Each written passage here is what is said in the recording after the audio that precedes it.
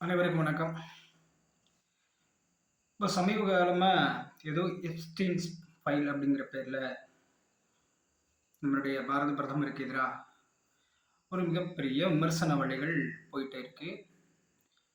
நமது பாரத அரசாங்கம் அது கட்டமைக்கப்பட்ட செய்தின்னு சொல்லி அதிகாரப்பூர்வமா மறுத்திருக்காங்க.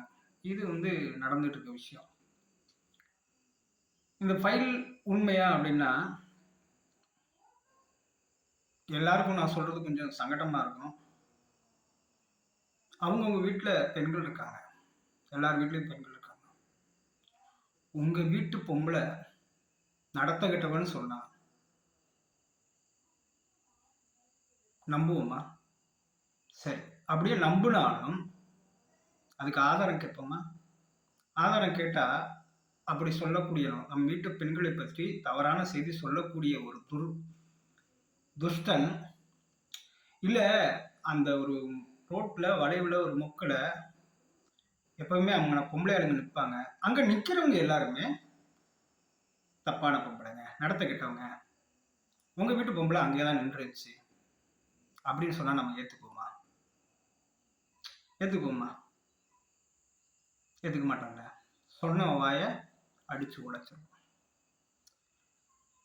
இப்படித்தான் நம்ம இந்த செய்தியை எடுத்துக்கிற மாதிரி இருக்கு. என்னன்னு கேட்டீங்கன்னா 2014ஆம் ஆண்டுக்கு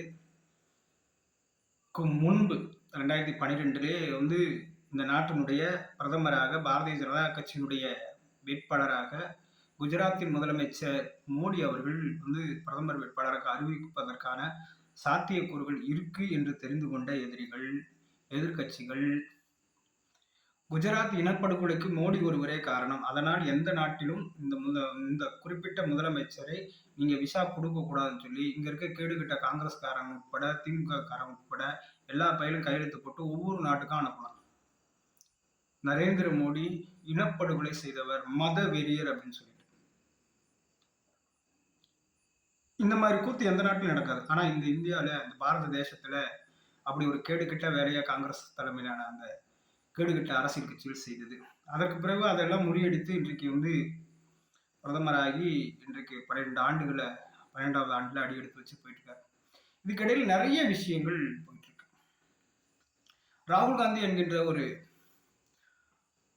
விளையாட்டு பிள்ளைய இந்த நாட்டினுடைய பிரதமரா வச்சு அந்நிய கைக்கூலிகளும் மிஷினரிகளும் ஜிகாதிகளும் நக்சலைட்டுகளும் மாவோயிஸ்டுகளும் மிகப்பெரிய ஒரு வெறியாட்டம் நடத்தலாம் அப்படின்னு சொல்லி திட்டமிட்டு மீண்டும் மீண்டும் மீண்டும் மீண்டும் இந்த சவள பிள்ளைய பிரதமராக வைக்கணும் முயற்சியில செய்யறாங்க. அந்த பிள்ளையும் எனக்கு இந்த நாற்காலி வேணும், எனக்கு பிரதமர் நாற்காலியை மோடி அங்கிள் விட்டு கொடுக்க மாட்டேங்கிறாரு அப்படின்னு சொல்லிட்டு அந்த குழந்தையும் அடம் பிடிச்சுக்கிட்டு தெரியறத நம்ம நாடு பூரா பார்த்துட்டு இருக்கோம்.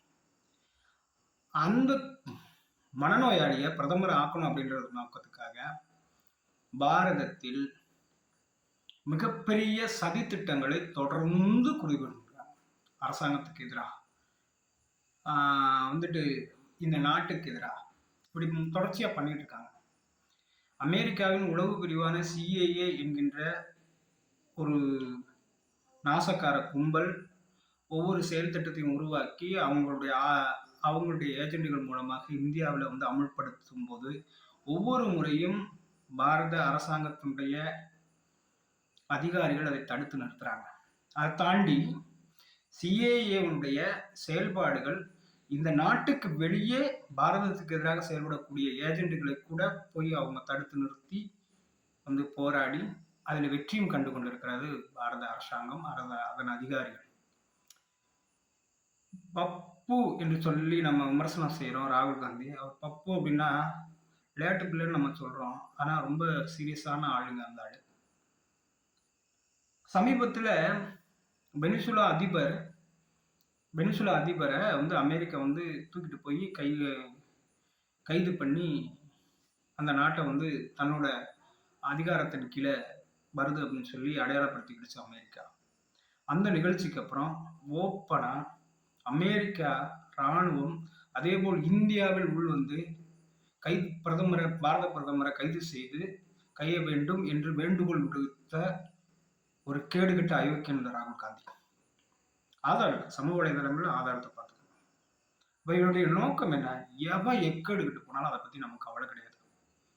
நாம பிரதமர் ஆகணும், சரி, இவர் பிரதமராகி என்ன செய்ய போறாரு? இவங்க கொள்ளுத்தாத்தா பிரதமரா இருந்து இந்த நாட்டுல என்னத்த கிழிச்சாரு? இவங்க பாட்டி பிரதமரா இருந்து என்னத்த கிழிச்சாங்க? இவங்க அப்பா பிரதமரா இருந்து என்னத்த கிழிச்சாரு?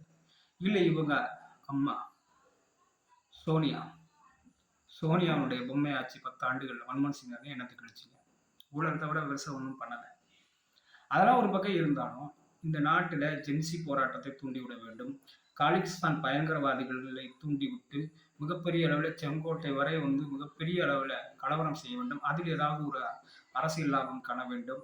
சிஏஏ என்ஆர்சிக்கு எதிராக இஸ்லாமியர்கள் அனைவரையும் பயமுறுத்தி இஸ்லாமியர்களை இந்த தேசத்துக்கு எதிராகவும் அரசாங்கத்துக்கு எதிராகவும் செயல்பட வைத்து ஒரு யுத்த களத்தை உருவாக்கி அதன் மூலமாக பிஜேபிக்கு கெட்ட பேர் உருவாக்கி அதன் மூலமாக ஆட்சிக்கு வர வேண்டும் அப்படிங்கிற அப்புறம் கடைசியாக இப்போ வந்து ஜம்மு காஷ்மீரில் ஒரு பாரதிய ஜனதா கட்சியினுடைய அலுவலகங்கள் வச்சு ஜென்சி போராட்டம் அப்படின்னு சொல்லி ஜென்சி ஏன் போராட வரமாட்டேங்கிறீங்க அப்படின்னு சொல்லி ரொம்ப கேவலமா ஜென்சி எல்லாம் எங்க போயிட்டீங்க, எங்க இருக்கீங்க, இங்க போராட மாட்டீங்களா?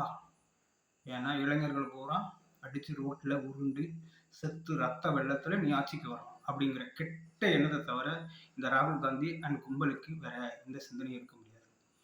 அதுக்கடுத்ததா ஒவ்வொன்றா நம்ம ஓட்டுச்சோரின்னு ஒரு நாடகம் நடத்துனாங்க. இப்படி ஒவ்வொன்றா போகுது.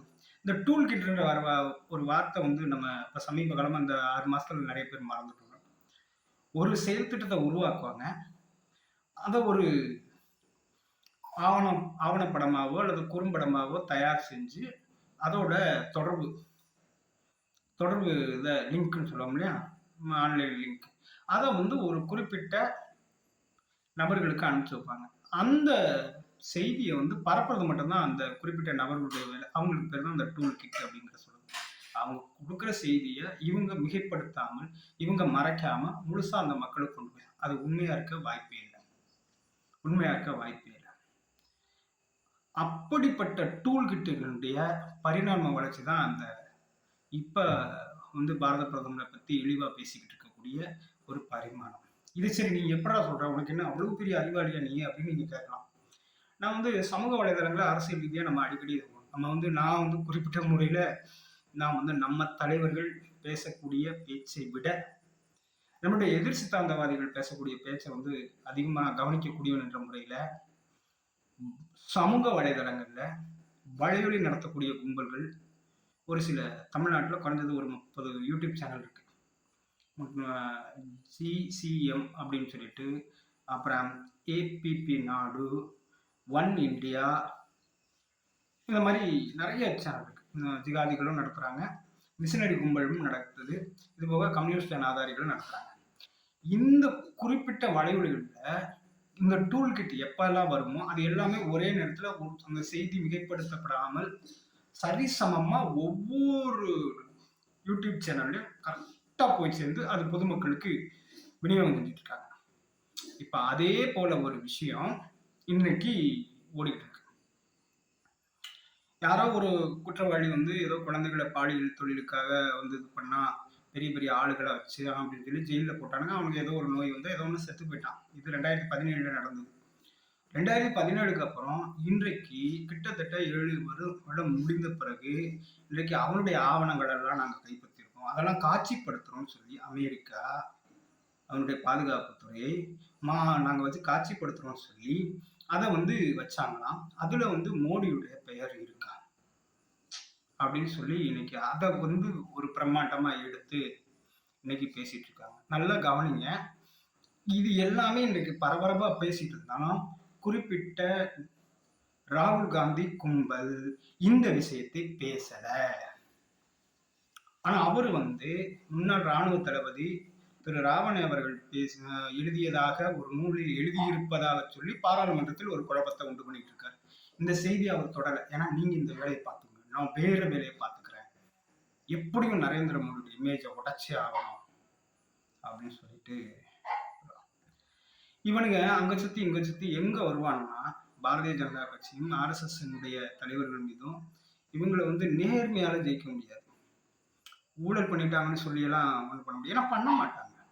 இந்த தேசத்துக்கு துரோகம் பண்ணிட்டாங்கன்னு சொல்லி ஜெயிக்க முடியாது, ஏன்னா இந்த வாழ்வியை தேசத்துக்காக அர்ப்பணித்த தலைவர். சரிங்களா? அப்ப இவங்கள எப்படி சொல்லலாம்? பாலியல் ரீதியா இவங்கள வந்து களங்கப்படுத்திடலாம்ன்ற கடைசி முயற்சியா இந்த முயற்சிய மேற்படி சிஏஏ, இத்தாலி கும்பல், மிஷனரி கும்பல் இவங்க எல்லாமே சேர்ந்து இந்த வேலைய பார்த்துட்டு இருக்காங்கன்னு தான் நாம எடுத்துக்க முடியும். அதனுடைய நீட்சி தான். இன்னைக்கு பாராளுமன்றத்துல போட்டு பொலன்னு பொளந்துட்டாரு ஒருத்தர். அவர் பேர நான் கவனிக்க முடியல. அந்த ராவணே அவர்கள் எழுதிய புத்தகம் சம்பந்தமா இன்னைக்கு ஒரு மிகப்பெரிய ஒரு டிபேட் போயிருக்கு. அவர் வந்து நேருவை பத்தி, நேரு, எலியானா பத்தி எழுதின புத்தகங்கள், சோனியா காந்தியை பத்தி வெளியே வந்த புத்தகங்கள் மற்றும் இந்திரா காந்தியினுடைய அந்தரங்க விஷயங்களான புத்தகங்கள் எல்லாத்தையும் அள்ளி கொண்டு வந்து பார்லிமெண்ட்ல படிக்கிறியான்னு கேட்டு டோட்டலா வந்து நொறுக்கி எடுத்துட்டாரு இன்னைக்கு பப்பு அண்ட் கும்பலை, இத்தாலி அண்ட் கும்பலை இன்னைக்கு பார்லிமெண்ட்ல போட்டு பொலன்னு பொளந்துட்டாங்க. ஆனா இந்த குறிப்பிட்ட அந்த கும்பல் நல்லா கேட்டுங்க, அந்த குறிப்பிட்ட அந்த பார்லிமெண்ட்ல விஷமத்தை விதைத்த கும்பல் இந்த குறிப்பிட்ட எஸ்டின் அப்படின்னு சொல்லக்கூடிய இந்த பாலியல் சம்பந்தமாக நம்ம மோடிஜியை வந்து இணைத்து பேசக்கூடிய இந்த பொய் பரப்புரையில அவங்க கவனம் கொடுக்கல. இப்ப வந்து வேற அவன் பிரிச்சுக்கிட்டான். டேய் நம்ம எல்லாம் ஒண்ணா இருக்கணும்னு உலகத்துக்கு தெரிஞ்சு போச்சுடா. உடனே சங்கத்தை கிளங்கடா. அவங்க எல்லாமே அவங்க வந்துட்டு நம்மள எல்லாத்தையும் ஒண்ணா வச்சு பாக்குறாங்க. இல்ல நம்ம எல்லாம் தனித்தனி நிரூபிக்கணும். நான் ஒரு வேலையை நான் செய்யறேன், நீ ஒரு வேலையை செய். எது எப்படியோ மோடியை காலி பண்ணணும், பிஜேபியை காலி பண்ணணும், இந்தியாவை காலி பண்ணணும் அப்படிங்கிறது மட்டும்தான் இவங்களுடைய நோக்கமா இருக்க முடியும். இதுக்கு வந்து பிரதமர் வந்து ட்ரம்ப்புக்கு எதிராக ட்ரம்ப் வந்து மிரட்டிட்டாரு, பாரத பிரதமர் வளைஞ்சு கொடுத்துட்டாரு அப்படின்னு சொல்லியிருக்காங்க. ட்ரம்ப் சொன்ன விஷயம் இந்தியாவுக்கு எதிராக வரி போட்டது கிட்டத்தட்ட 100, 200, 500ன்னு சொல்லி பைத்தியம் மாதிரி கத்துனது, அமெரிக்காவுடைய விவசாய பொருட்கள் பாரதத்தின் சந்தைகளில் விற்பதற்கு அனுமதி கொடுங்கள் என்றுதான் மறைமுக அழுத்தம். அந்த மறைமுக அழுத்தத்துக்கு இன்று வரை பாரத பிரதமர் ஒப்புதல் கொடுக்கவில்லை என்பதை நாம் புரிந்து கொள்ளணும். எண்ணெய் வாங்குறதுலாம் பிரச்சனை இல்லை. எண்ணெய் வந்து அங்கே வந்து அமெரிக்காவில் ஆயில் உற்பத்தி ஆகுது, குரூட் ஆயில் உற்பத்தி ஆகுது. அது அரபு நாடுகள்லையும் ரஷ்யா போன்ற நாடுகள்லையும் வெனிசுலாவில் தான் உற்பத்தி ஆகுது. எண்ணெய் வாங்குறதுல அமெரிக்காவுக்கு பிரச்சனை கிடையாது. விவசாய பொருள் ஹைபிரிட் அவனுடைய மரபணு மாற்றப்பட்ட பால் மற்றும் பால் சார்ந்த பொருட்கள், விவசாயம் சார்ந்த மதிப்பு கூட்டப்பட்ட பொருட்களை இந்தியாவின் சந்தையாக பயன்படுத்தணும், அதுக்கு அனுமதி கொடுங்க அப்படின்னு சொல்றதுதான் அமெரிக்காவுடைய ட்ரம்பினுடைய கோரிக்கையாகுது. இன்று வரை அந்த கோரிக்கையை நம்முடைய பாரத பிரதமர் ஏற்றுக்கொள்ளவில்லை, மாறாக நெஞ்சுரத்தோடு நிராகரித்திருக்கிறார் என்பது மட்டுமே உண்மை. ராகுல் காந்தி போன்ற கம்யூனிஸ்ட் நாதாரிகளை போன்ற ராகுல் காந்தி வந்து எதுக்காக உயிரோட இருக்கானே தெரியல.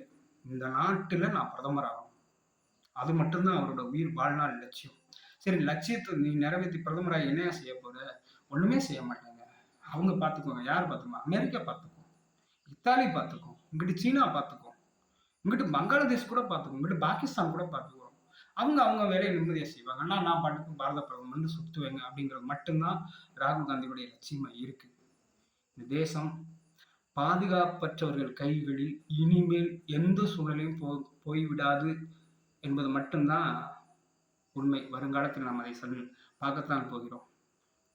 இக்கட்டான நேரங்களில் மிகப்பெரிய ஆளுமைகளை பாலியல் சம்பந்தமான பொய்யுரைகளை கூறி அவருடைய செல்வாக்கை காலி செய்து அவருடைய நட்பெயருக்கு களங்கம் விளைவிப்பது என்பது இந்த கும்பலுடைய வேலை. உதாரணத்துக்கு ஒரு சொன்னேன், சண்முகநாதன்ஜின்னு ஒருத்தர் இருந்தார்.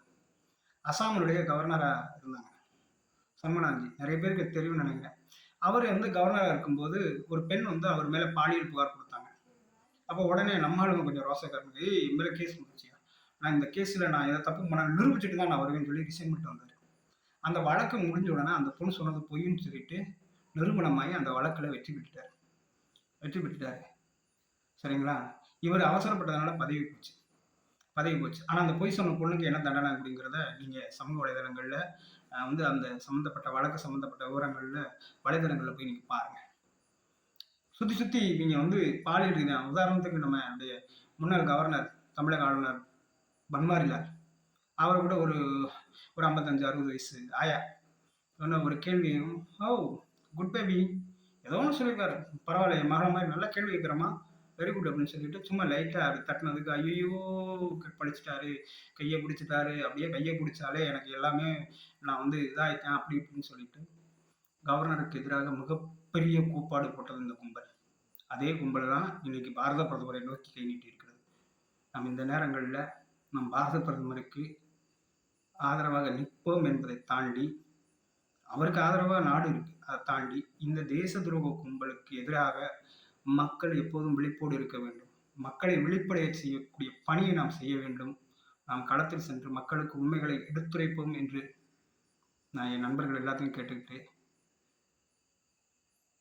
கேட்டுக்கிறேன். ஏன்னா நமக்கு கடமை. பொய் சொல்றாங்கன்னு திரும்ப திரும்ப நம்ம மக்கள்கிட்ட போய் சொல்ல வேண்டிய கடமை நமக்கு இருக்கு.